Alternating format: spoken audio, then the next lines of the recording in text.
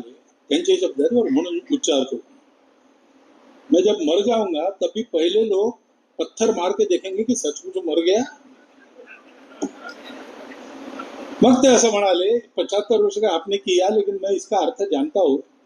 75 वर्ष की साल जब उड़ी जाती है तो उसका अर्थ ये होता है कि अब आपकी आयु हो गई, अब जरा बाजू हमको करने।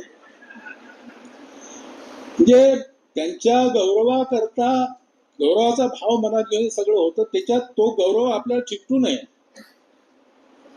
ह्याची ते स्वतःच काळजी घ्यायची।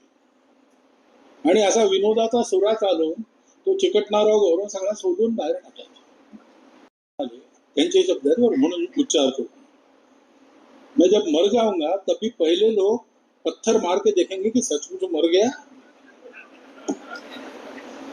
मग ते असं म्हणाले 75 वर्ष का आपने किया, लेकिन मैं इसका अर्थ जानता हूँ।